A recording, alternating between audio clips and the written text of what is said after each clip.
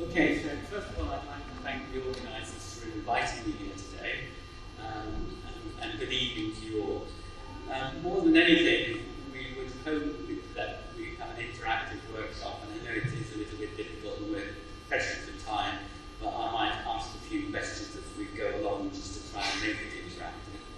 I'm going to cover education technologies, which you can see listed here, as well as some outpatient technologies. I have to admit that I actually have been in diabetes an awful long time, and I was a junior doctor when blood glucose monitoring on the wards was first introduced, and you can see here the Restomat system and the Ames iTone system, which you probably don't recognize, but these were boxes about this big that sat on the nurse's workstation, and each blood test would take about 6 to 10 minutes to do. Each machine had to be calibrated.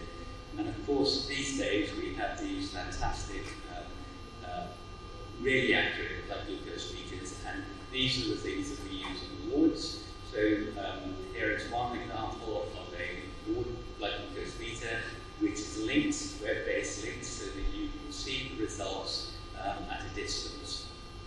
This one measures ketones. This is another one, the ActiveCheck Inform 2 system, which again is a web-based blood glucose system. This one doesn't do ketone testing, and this is the one that we use in our hospital, the Freestyle Precision Pro, which is again web-linked. It does do blood glucose and blood ketone meters correction measurements. We have adopted this in a way which allows us to interrogate the blood glucose of all the patients within our hospital, and to use that to deliver some really interesting information. So this is one of the things we used this for, was to look to see what was happening to the general trend of blood glucose across the hospital in a 24-hour period. And what we discovered from this was that 70% of the hypoglycemic episodes were occurring overnight, between 9 in the night and 9 in the morning. So we wondered why this was happening, and it wasn't rocket science, but it's something that we hadn't realized. But our patients actually get fed at 5 in the afternoon, and then not again until about 8 o'clock in the morning. So they're going for something like 13 hours fast, which is what they don't do at home, and yet we're administering the same drugs that they have at home, at the same time intervals, and so it's not surprising that they go hypoglycemic. So this was an interesting and important observation for us. The other thing that we've used this system for is to actually provide an alert to identify patients who are going hypoglycemic. And you can see every morning that the nurses go in, they download the information from the meter for all the low blood sugars, which you can see here, and then they can go directly to the ward and address the problem. As a result of using this system, we've reduced our hypoglycemic rates very significantly. You can see various levels of hypoglycemia there. And you can see the blood glucose values on the 2.2 was reduced by 4 to 6%, which is a really terrific outcome. The first hypoglycemic episode, 95% of the patients were reviewed by the member of the diabetes team within 24 hours. And not surprisingly, if you review them early, you're going to prevent recurrent hypoglycemia. You can see recurrent hypoglycemia fell very significantly, depending on whether you look at less than 3 to 2.2 or less than 2. Perhaps more importantly, how about serious hypoglycemia that requires rescue treatment with intravenous dextrose or glucagon? And you can see in 2013 we had 144 events across our hospital, 2014 50 events, and you can see that these have fallen. And so in subsequent 2 years, you can see if you add them up and mean them compared to the previous 2 years, 85% reduction in severe hypoglycemic events. So that system has been really helpful to us. There are other ways of improving inpatient diabetes control, and this is a system which was reported recently in the Annals of Internal Medicine,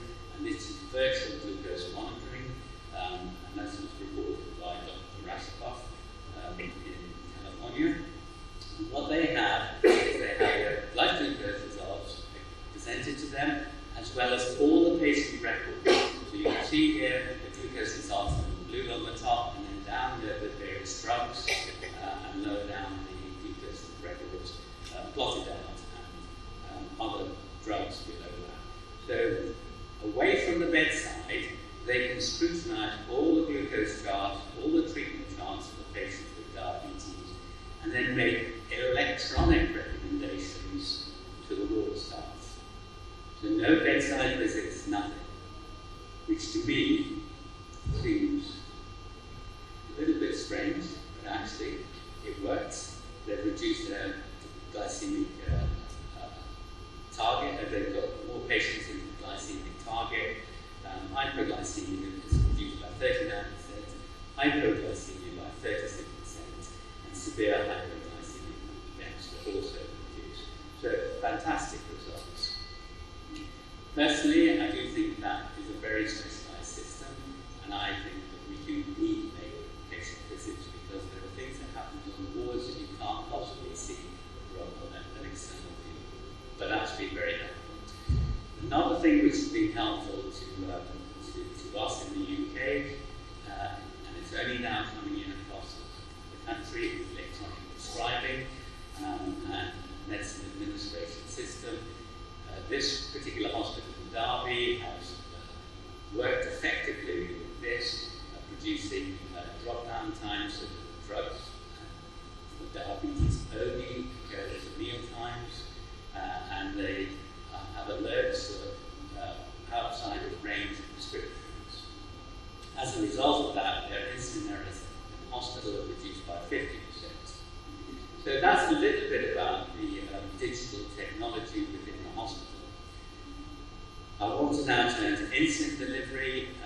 There are loads of pens, and there are difficulties on wards related to getting pens modeled up and using one pen in a patient's food and moving it to another patient and so on. I don't know if we have those issues here. But in some hospitals in the States, for example, they've gone back to using syringes so that they prevent that. But it's something that people just need to be aware of. You also need to be aware of the new highly concentrated insulins. Do you have these in your country? Coming in.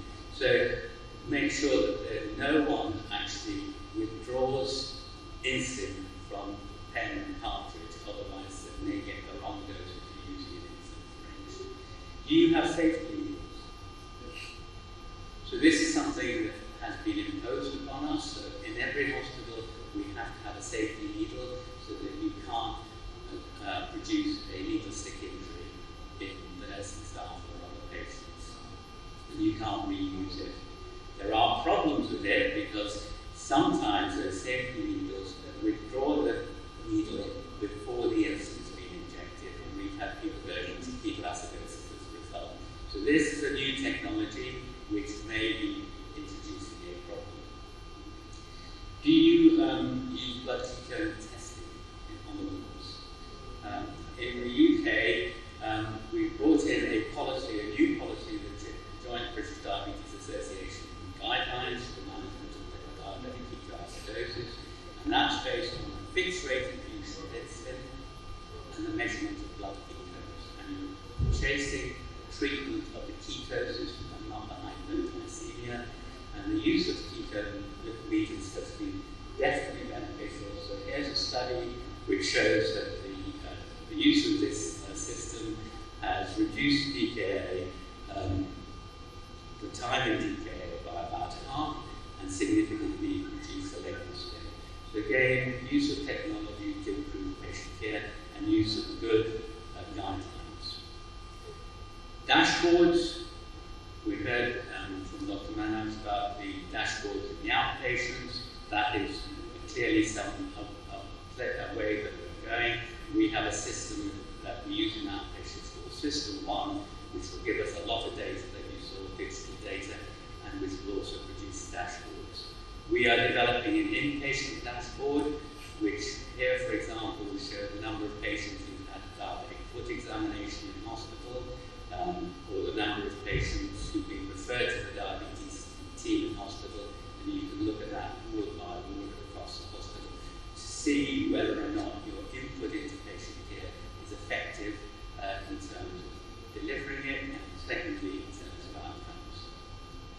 Closed loop technology, there's this paper which I reviewed in the last endocrinology from a group in Cambridge using this closed loop in the hospital in type 2 diabetes.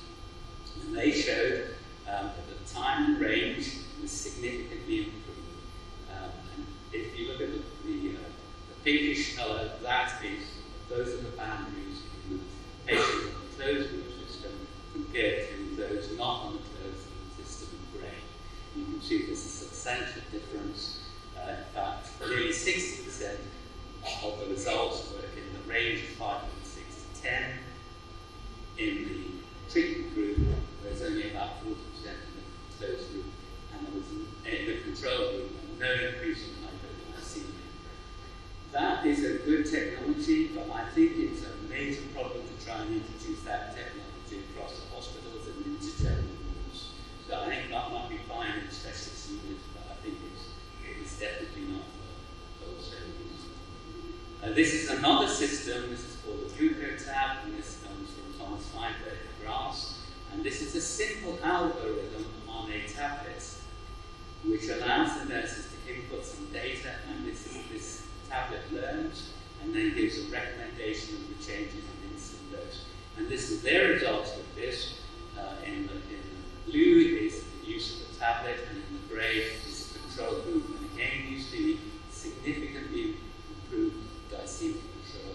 This is inpatient work in patients with type 2 diabetes.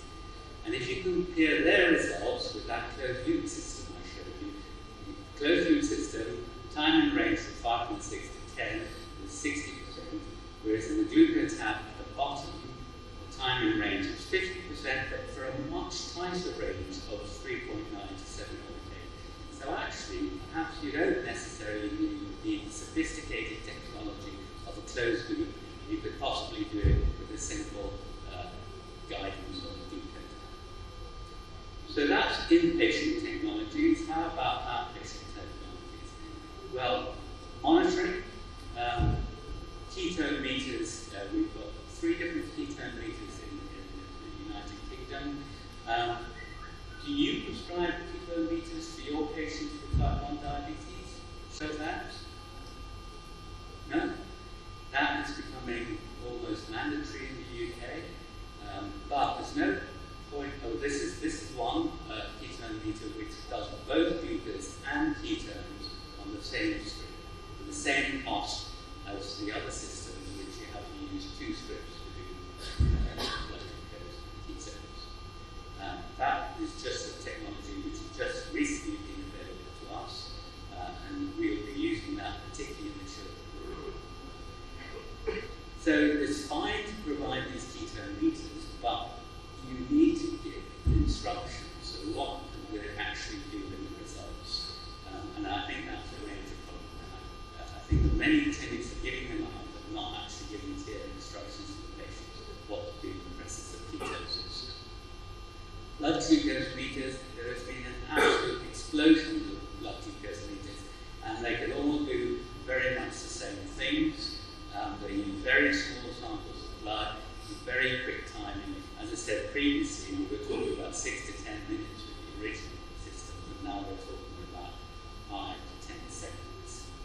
The particular features which you're aware of, in the UK, inbuilt bolus calculators are now increasingly used, particularly in patients with type 1 diabetes. CGM, we are seeing an increased use of CGM, but it is expensive. You can see all the systems here that do CGM. We have a problem. There is an explosion of technology. It's all very different, and I have patients on all those different systems, and that really makes a headache because I need to learn how to use them. Do you have this system in your country called Diasyn? This is really very useful. So all those blood glucose meters, when a patient comes to the clinic, they can connect any glucose meters up to this device, whatever the make is, and it will then give me a display of all their results. And this is one way of displaying it, but very, very different way of displaying it. This is incredibly useful, and we use it absolutely routinely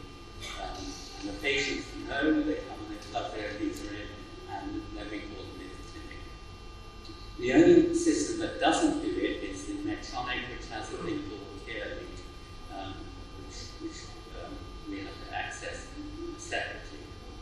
Now, CGM is really very useful, but there are loads of barriers to the use of CGM. Originally, it was only for 3 days. Now it's extended now to 6 or 7 days in some of them. Sensor insertion can be painful. There are alarms on the machine, and patients find the alarms very irritating at times. So that's sometimes called alarm fatigue, and then to switch them off.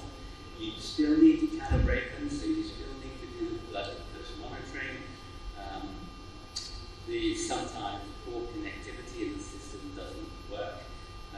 In the UK, there's no reimbursement, and there is, to a certain extent, there has been lack of randomized control trial over the use of ordinary systems.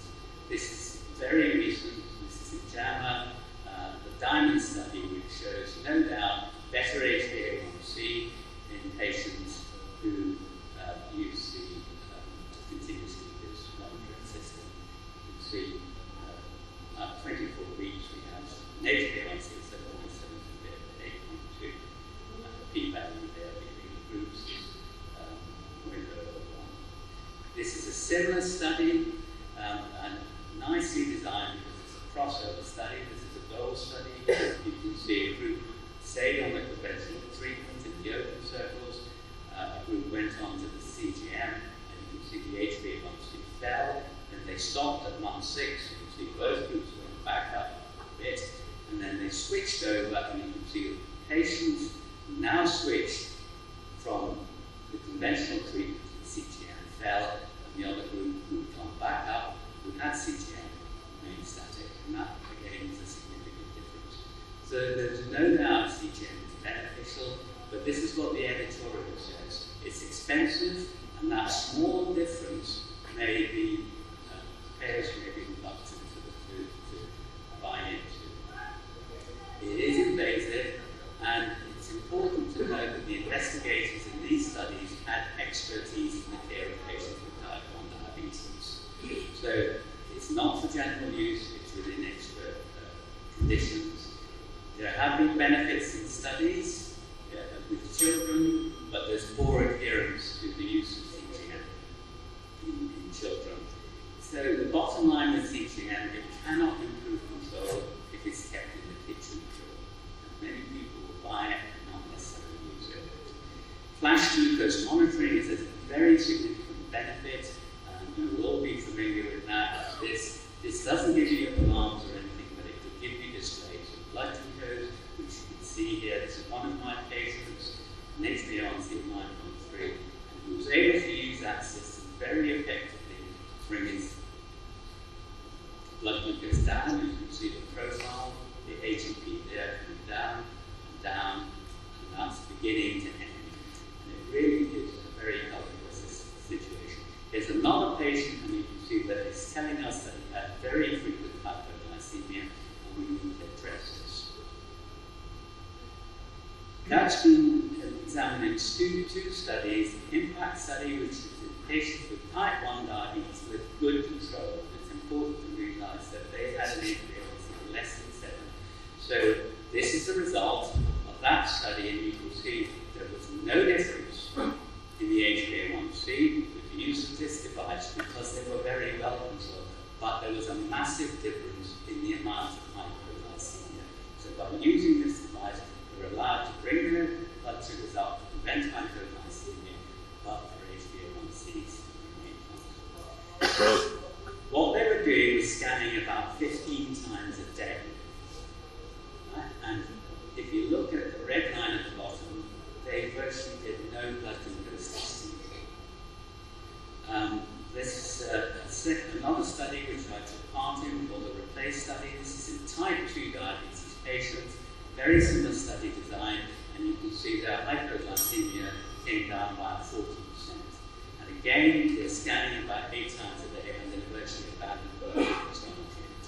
You see, now moving on to pumps, and you'll hear talk about pumps later. There are massive number of pumps, and the bottom line for pumps is that they do reduce hypoglycemia, and they do improve HbA1c, but only in reduce demonstrate hypoglycemia, and they do. This is a study again on pumps, comparing pumps with MDI in both patients well educated. Bottom line, because there was no difference between MDI and pumps if you put the education into both groups. You'll be hearing later about this electronic system, which has connects to the CGM to the pump and suspends the pump overnight if you're going hypo. And the very latest one is a closed-loop hybrid system, which is coming online. This is some work I did with Helen Murphy in Cambridge, using the closed loop in pregnancy, and this is really fun and advanced. But again, it's very technical studies. So the bottom line about technology is exploding. And we need to cope with it. Either we can just highlight it in the stand, run for cover, or we can get ourselves